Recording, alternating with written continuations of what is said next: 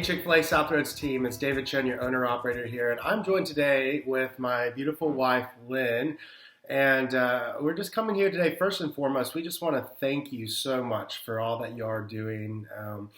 We know that there's just a lot of sacrifices that you are making right now to serve our guests and, really risking your own health every day to come in. And I just want to let you know, if you don't see it, there's a lot of positive feedback that are just coming from guests every day, just about how cared for and valued and how appreciative they are that you're staying open. So I want you guys to hear that. Also, I was just very encouraged the other day when I was in the parking lot and I snapped this picture that there was this couple, a more elderly couple, and they had come through our drive-thru. They had ordered some food, and they just pulled off into a parking spot and opened the tailgate of their SUV, and were just eating lunch together. And it was just a constant reminder to us that we are having a positive influence on people's lives every day. And I know it can be frustrating or challenging, or even cause a lot of anxiety with you guys to potentially be coming in, and we definitely understand that. That's what we're going to address a little bit today. But before we got into that, I really just wanted to again say thank you, and I want you guys to know what you're doing is really making a difference in people's lives. And so without further ado, let me introduce you all to my wife, Lynn. And they all know Lynn at the restaurant from when she gets to come in and she gets to just come in and love on you guys and bring you all treats and all sorts of stuff and encouragement. But I wanted to kind of brag a little bit on Lynn about a little bit of her background. And so some of y'all may know that Lynn actually has a background in counseling. And so you got your undergraduate at Oklahoma State University, right? Went to OSU. And yeah, good folks, and studied like family and sciences, like family children sciences, something like that there. Yeah, individual, family, and community sciences. Right, and that was kind of like a prerequisite as you went on and got your master's at Southwestern Baptist Theological Seminary, and you studied marriage and family counseling there. Yes, so actually I do have I've maintained my license, but I don't practice right now. I just stay at home with the girls. Yeah, probably one of the hard, yes. Taking care of the girls and taking care of me, that's probably one of the biggest jobs. But Lynn has amazing skill set and amazing insight when it comes to just understanding, helping people through emotional, psychological challenges that they might be facing. And I think with this season that's going on with the COVID-19, the shelter at home warnings that we've been getting, we really feel like this might be a great time just to kind of talk through maybe some of the feelings that you all as team members might be facing, or maybe some of your family members might be facing. So let's first start off about this idea of anxiety, right? And so some of you guys may be feeling a little bit of this. It could be anxiety. You may feel like it's stress. It could be worry, concern, uncertainty, right? Whatever you might call it. But maybe start off and tell us a little bit more about what is this feeling that people may be having right now, and help us better understand it as you understand it. Well, first of all, I just wanted to say that anxiety is something that we are all experiencing right now. That's not, I'm coming to you as a friend and maybe a brother and sister in Christ, and we experience anxiety in our home, and it's just part of worldwide issue right now because nothing is quite certain. So anxiety is a diagnosis we have when we do counseling, but for now I'll just give you the Google definition of it. So it's a feeling of worry, nervousness, or unease, typically about an imminent event or something with an uncertain outcome. So it's similar to worry or concern, and sometimes you just might say, I'm extra stressed out. So yeah, that's our definition. Yeah. And so just listening to it, I know that's probably some things that I've gone through over the last couple of weeks and month, of worry or anxiety. I know probably several of y'all felt some of that, but I know also sometimes it's easy. It's you want to be that person that says, well, I'm okay, I'm going to get through this, and have that positive attitude, which I think is great. But it doesn't mean that you potentially couldn't be suffering from anxiety or worry or stress or all these different things, whatever you might call it. So maybe what are some signs that we should be looking for, whether it's in ourselves or maybe with our family members or our children? What are some things that might be signs that maybe we are going through anxiety? Because I guess identifying it, right, would be a good first step, Yeah. and being able to address it and make sure that we're dealing with it in a healthy way. So you might be surprised about some of the signs that you might be experiencing, or how they're manifesting, or how you're showing them in your children as well. So you might be short or impatient with people. You may have trouble sleeping, or you may be anxious all day long and then you're fine when you go to sleep, or you may be fine all day and then you can't go to sleep once you go to bed because your mind is racing. You might have aches and pains that you don't normally have. I know David's I think he's been clenching his jaw all week, and so his jaw is hurting. And so some people carry it in their shoulders or in their back. And we might talk about later ways you can relieve some of that pain, and just kind of daily routines that you do that will help you with things like that. Also, there's like unhealthy coping mechanisms, like you may be watching too much TV, you may be staying up late, you may be on your phone checking Facebook too often, or maybe you eat too much. There was one I was thinking about, but I can't remember. Maybe you're checking the news too often, and you just need to know, like, how many deaths, how many cases do we have now, and where are they, and things like that can really, really add to your stress. Things that are unneeded, and even the coping mechanisms you use can add to your stress. For kids, it may be they may be hyperactive, or they may scream or shake, run away. Maybe they're especially quiet, act silly. Maybe they hide or cling. They have tantrums. Maybe they avoid things like events or things that you're doing as a family or together. And they may have nightmares, or not get enough sleep, or have too much sleep.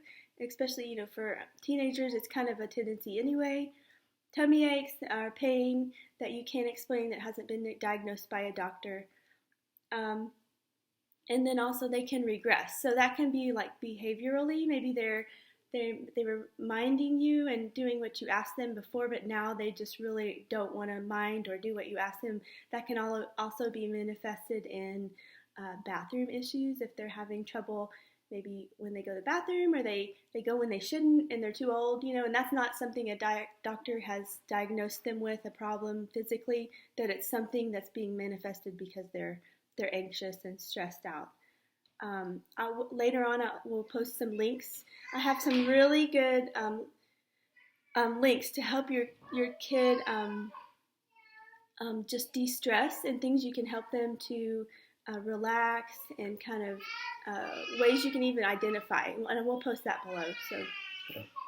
And so I think as we think about this, like, I think, as Lynn was talking about it, I think even within our own family, there's a lot of these things that have, played themselves out, right? So whether it's, for me, I've had a lot of anxiety or maybe stress or worry, what you call it. And I clench my jaw a lot. And so there's been a lot of pain there, or there might be times where who's binging, Tiger King right now and watching a lot of these episodes and things like that. But but what I'm telling you is that some of these things are pretty natural. What we're saying is, it's not that you can't go and watch TV shows. It's not that you shouldn't go check social media or check the news or things like that. But if you're starting to find yourself in excess of these things, or if you're starting to find yourself not being able to cope well, or almost kind of getting lost in these things, there might be some things that we can talk about that would really help you to deal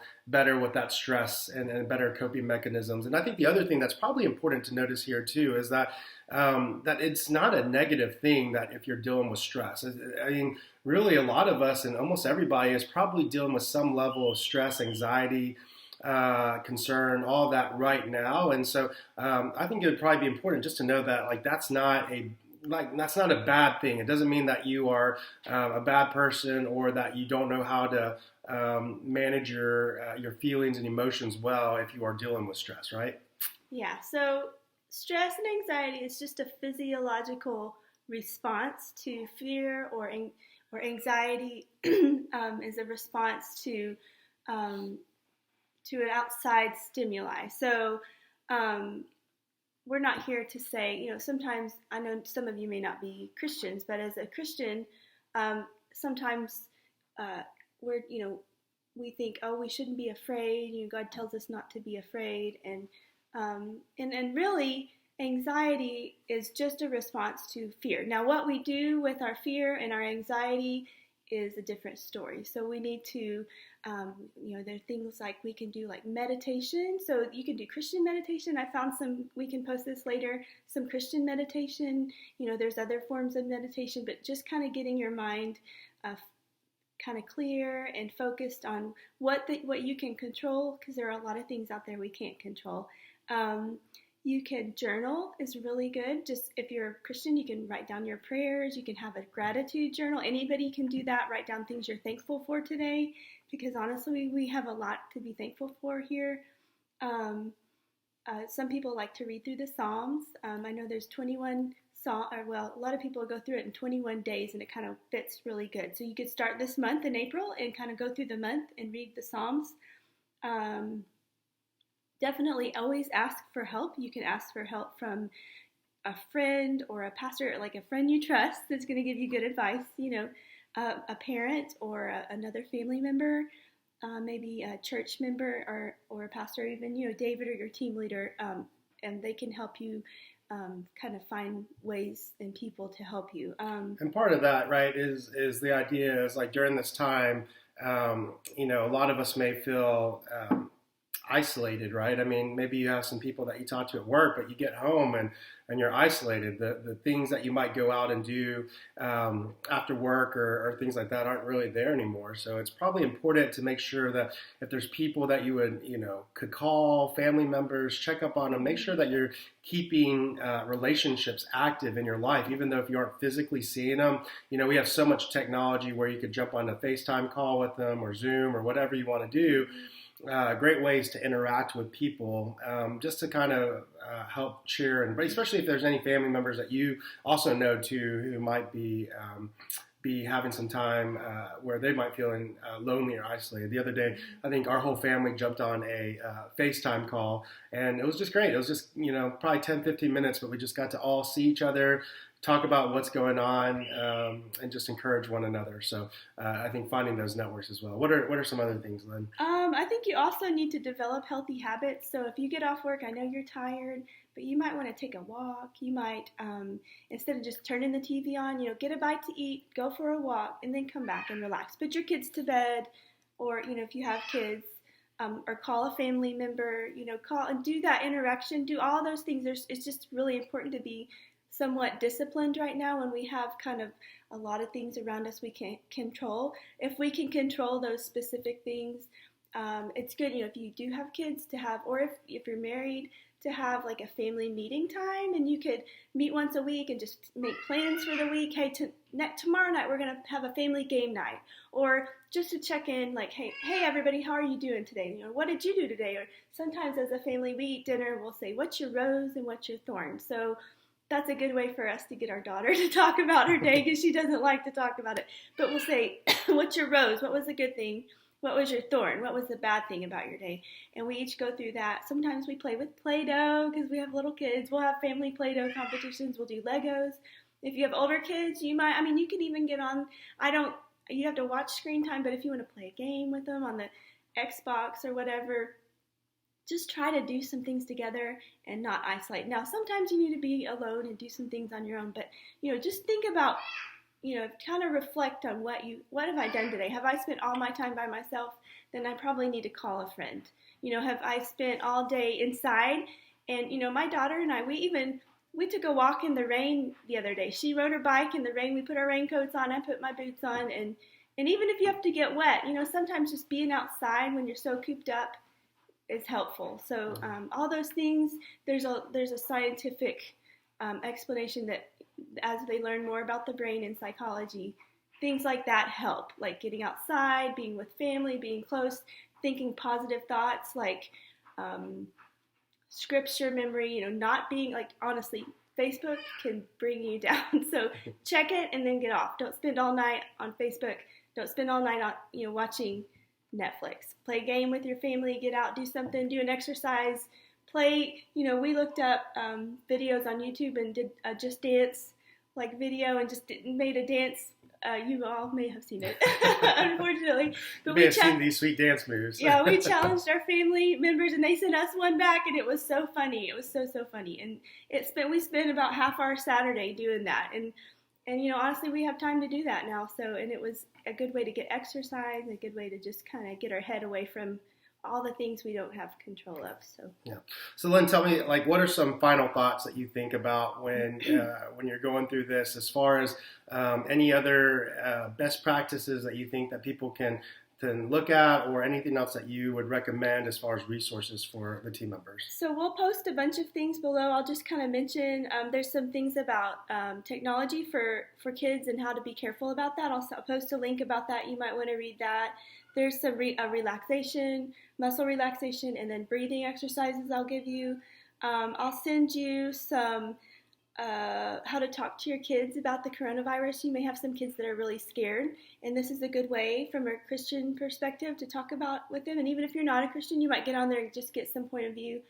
You have to be real careful as a parent what you say, what you watch, what you listen to when your kid's around, because they can't control a lot of what. And us as parents, it's not fair for us to put those fears on them when they can't. They can't leave and get a job. They can't go buy masks. And, there's outlets as adults that we can do. Like right now, I don't like being on the webcam, but I wanted to help, and I think that's good for our hearts. If we look for ways we can help, ways we can look at and be involved. I think what you all do every day is so special. I think someday you'll be able to tell your kids, I served people food. I took care of doctors and nurses and people that drove trucks and people that worked at that were going to the grocery store. I just think that you all are such a blessing to the community, and it's something very special that you're doing. There are a lot of people that have lost jobs. There's a lot of people that are sitting at home and wish they could help. And I just I think it's good. It's good for your heart, and I'm just really proud of you all. And I pray for you constantly, and pray for David and for your families. We just want you to know we appreciate you, and want you to stay safe. Also, I think there's a little acronym that I found that's really good for believers. It's from Max Lucado's book. I don't know if you know who he is, but he goes through Philippians 4:4-8, and then he talks about celebrating God's goodness, asking God for help. That's CA. And then the L is leave your concerns with him. M is meditate on good things. And so I will post that below in the link. And then if you just read through the scripture, those are good things to do when you have anxiety that will help calm you and kind of center you and, help you to just not feel so helpless and a victim to your anxiety. So. Yeah. Yeah, and I think just in summary, so hopefully you heard a few things today as we are going through this, is that number one is that anxiety, worry, concern, uncertainty, it's all very real, right? It's a very real emotional response that we have to events that are happening in our life. And I would say that this whole pandemic with COVID-19 is a very real event that's happening in our lives that could be stirring up these emotions, these feelings, these worries, these anxieties. So I think knowing what it is and knowing that it's okay that you might be feeling those. You don't have to tough it out. You don't have to act like it's not there. I think we all are going through some form or aspect of it, and that's okay. We need to know that it's really just the way that we handle that anxiety that's really the important thing. And so hopefully you're hearing some really good tips on how you can address some of that anxiety and what you can do. And like I said, we're going to post some more resources down below. But we just want you to know as a team that as owners of the business that we love you guys, we care for you, that we want you to know that we are so grateful for what you're doing. And we just want to hope that this is just something that helps you to address and help you to work through maybe some of the anxiety if you are feeling any, and probably are. And also just know that we're here for you. And so again, we're going to put some resources down here below. If those things are helpful, that's great. If you feel like you just need somebody else to talk to, don't hesitate to reach out to me. Or if you want to set up some time with Lynn and just talk, she's just there to listen and maybe just to provide any insight that you guys might need. If you just need somebody who has a better understanding of that, Lynn's always happy to help, and you can just reach out to us directly, and we'll set up a way for you guys to reach out to Lynn. So again, thank you all so much for what you guys do. We're going to get through this together, and we know that God's in control of all this, and we have hope in that, and we have tremendous faith in that. So we love you guys. We thank you for everything.